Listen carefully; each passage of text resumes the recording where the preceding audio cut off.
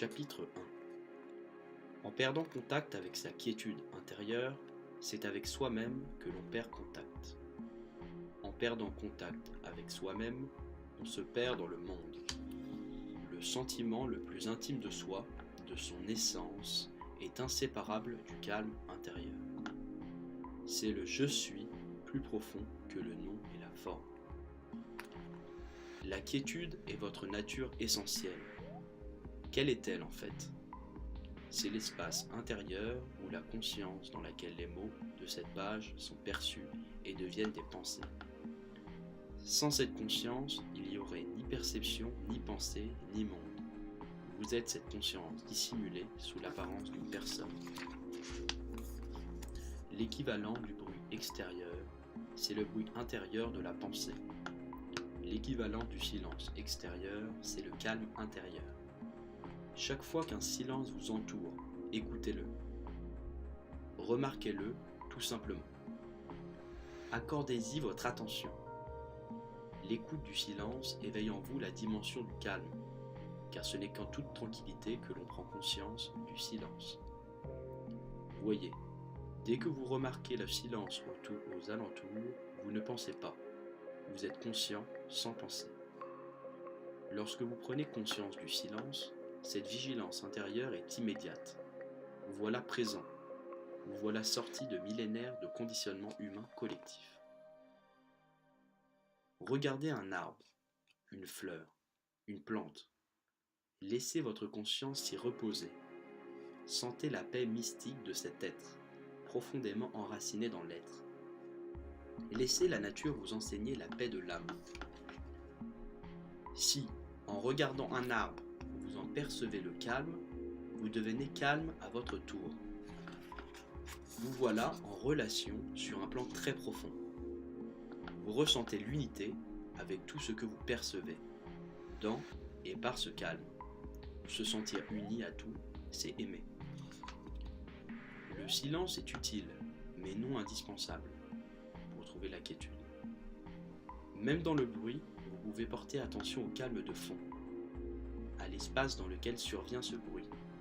Cet espace intérieur de pure vigilance, c'est la conscience même. Vous pouvez devenir attentif à la conscience qui soutient toutes vos perceptions sensorielles, toute votre pensée. Dès lors apparaît la tranquillité de l'âme. Tout bruit dérangeant peut être aussi utile que le silence. Comment?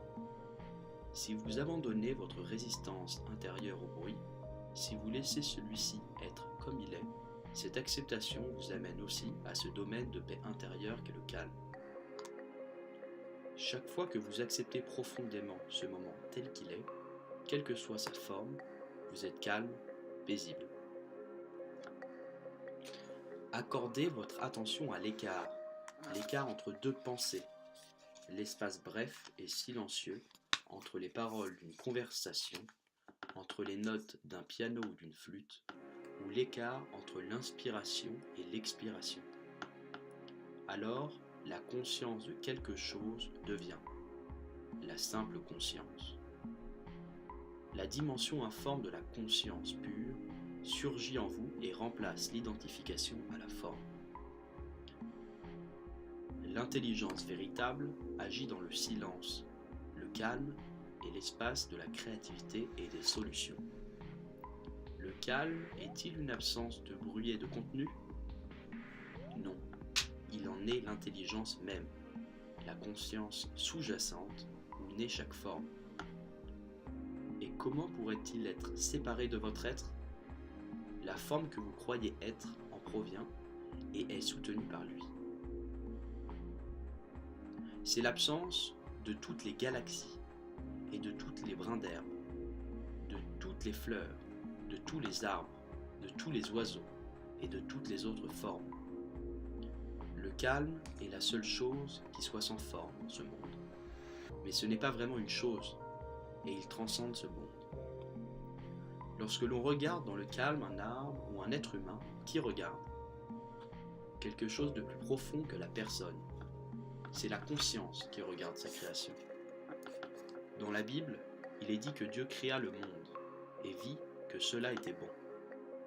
C'est ce que l'on voit en regardant depuis le calme dépourvu de pensée. Avez-vous besoin d'en savoir davantage? Le monde serait-il sauvé par un surcroît d'informations, par des ordinateurs plus rapides, ou par une nouvelle analyse scientifique ou intellectuelle? N'est-ce pas de sagesse que l'humanité a le plus grand besoin maintenant? Mais qu'est-ce que la sagesse? Et où peut-on en trouver? La sagesse accompagne la capacité d'être calme. Il suffit de regarder et d'écouter, rien de plus. Le calme, le regard et l'écoute active en vous de l'intelligence non conceptuelle. Laissez la quiétude diriger vos paroles et vos gestes.